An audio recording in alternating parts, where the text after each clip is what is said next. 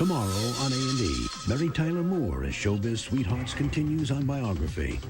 Mary Tyler Moore, when Showbiz Sweethearts Week continues, Thursday. I'm Susan Lucci. Hope to see you then.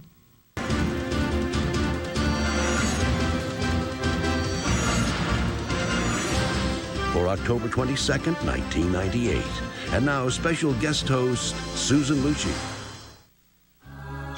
Few stars meet the standards of beauty, talent, and charisma needed to be a true showbiz sweetheart. But one who certainly does is Mary Tyler Moore.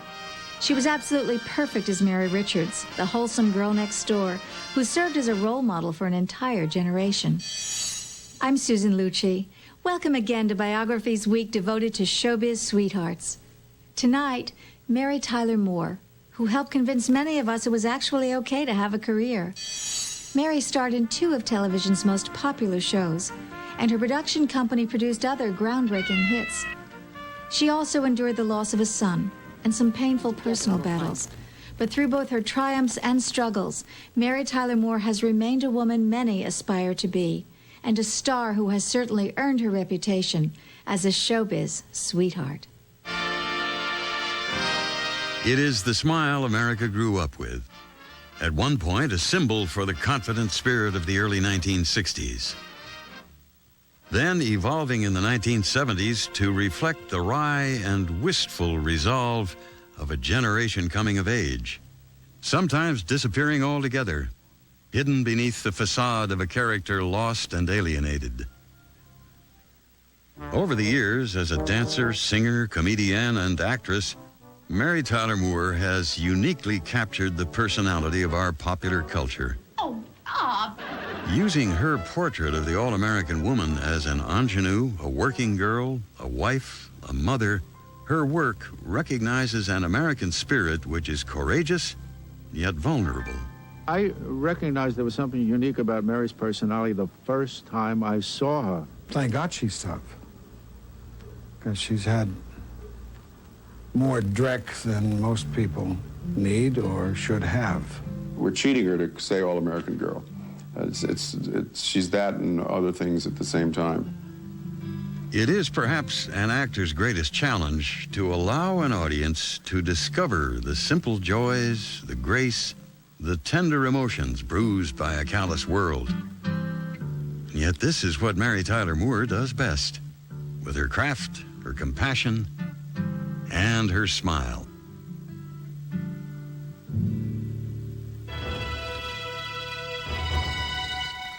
December 29th, 1937, America was recovering from the Great Depression, and the country had survived a test of its national spirit.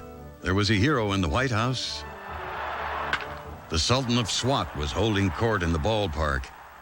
And in the community of Flatbush in Brooklyn, New York, Marjorie Hackett and George Tyler Moore welcomed the arrival of their first child, Mary Moore. She was an independent child, a loner who craved attention from other children and, more importantly, from her own parents. But Marjorie and George were unable to offer her the emotional support she needed. George was cool and distant, proud of his advanced education, but satisfied with a modest career as a clerk and indifferent to great shows of affection. Mary's mother, Marjorie, had her demons, an affinity for pinball machines and alcohol. She often indulged in both, confusing young Mary with her unstable personality. It was a difficult home life for a child desperate for love but unable to find the intimacy she craved. The eldest of 3 children, Mary couldn't find camaraderie with a brother and sisters so much younger than herself. So instead of emotional support from her family, Mary found comfort in her imagination and in the movies. You must keep your knees straight, keep your feet close to the floor, and make your taps clear. Like many little girls with a dream, she pictured herself singing and dancing in Hollywood musical extravaganzas. So after World War II, when her family moved to Los Angeles, it seemed that Mary's prayers had been answered. In 1946, Hollywood was Mary's emotional salvation. Like others, Mary was certain that she would be discovered as she sat at a soda fountain or simply walked down the street. Those showbiz dreams were often a distraction for Mary, an uncomfortable student with little curiosity for learning, as she longed for her big break. She socialized easily enough with the other girls in school, but there was a distance as well. It was difficult for Mary to reconcile her public and private sides. Although outgoing and independent, she also longed for emotional intimacy. By the time Mary reached high school, the tension at home was so great she moved out of the family home and in with her Aunt Bertie, who lived a few blocks away from her parents. Mary orchestrated an arrangement where she only saw her mother and father on special occasions. And in many ways, Aunt Bertie became a cross between a mother and an older sister. While she studied dance and even performed in amateur productions, it was Aunt Bertie who was instrumental in getting Mary her first professional performing job, passing along a tip from a friend about an audition for a dancing elf. Washer and dryer mean goodbye to wash day. Hot Point. In 1955, only days after graduating from high school, Mary was making $10,000 a year on national television as the Hot Point Pixie, advertising appliances on the Ozzie and Harriet television show. I'm Happy Hot Point.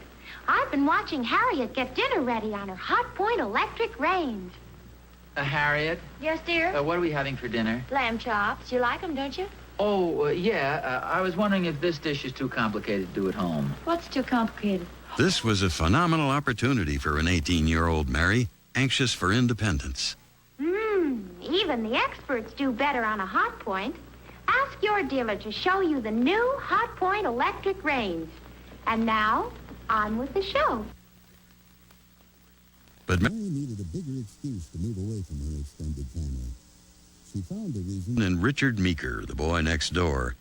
He was young, cute, close, and convenient.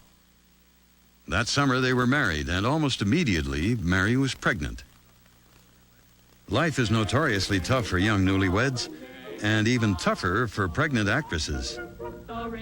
My costume was a gray leotard, and pixies, elves, are of neuter gender, so right from the beginning they had me wear, not that I'm all that well endowed, but I had to wear a cupless bra, a bandeau that would get rid of any hint of breasts because of the gender issue. And I was now just the tiniest hint of a belly, which that was all right, but the breasts were enormous. And I had to get back into that same bandeau, and it was probably one of the most excruciating things in my life.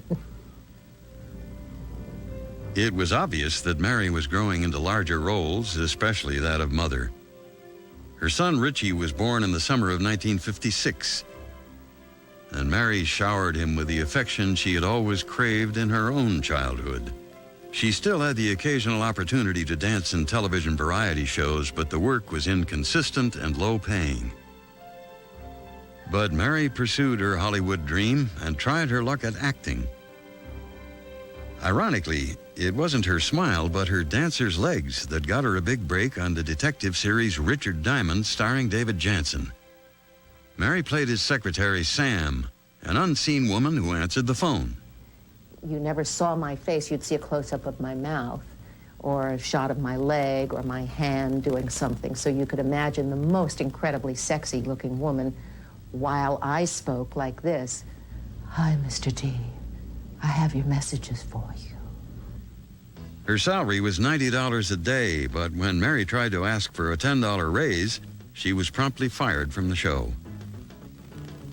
But the public's curiosity to see the face connected to the sensational legs led to regular guest shots on other shows like 77 Sunset Strip and Hawaiian Eye. There were often bit roles like this episode of Steve Canyon where Mary was billed as the second Spanish girl.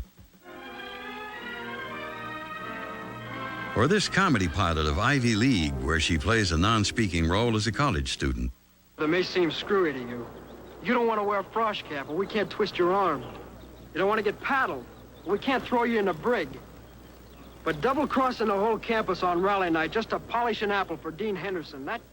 These experiences were important steps in Mary's career. Like that hardware, do you? We don't think it. I really wanted to be taken seriously. It's part of the reason that I am called Mary Tyler Moore, because when I went to join Screen Actors Guild, I couldn't register as Mary Moore. There were already 6 Mary Moores at Screen Actors Guild, and that was the limit. I would have to choose another name. And I was, no, I can't choose another name. I'm Mary Moore. And then I thought, well, wait a minute, we'll put the Tyler back in. And anyway, doesn't that sound serious? Yet Mary was destined for comedy, narrowly missing the opportunity to play the daughter of Danny Thomas on his 1959 situation comedy. The actress for the role had been narrowed down between Mary and Penny Parker. And Mary lost by a nose which didn't look like it belonged on Danny Thomas's daughter. But a year later, when Thomas, Sheldon Leonard, and Carl Reiner were looking for a fresh face to play a housewife on a new Dick Van Dyke sitcom, Mary was the runner-up they remembered. All I knew is that when she walked into the office after I saw maybe 60, I swear, 60 people, I said to Sheldon, I'll never find the girl I'm looking for.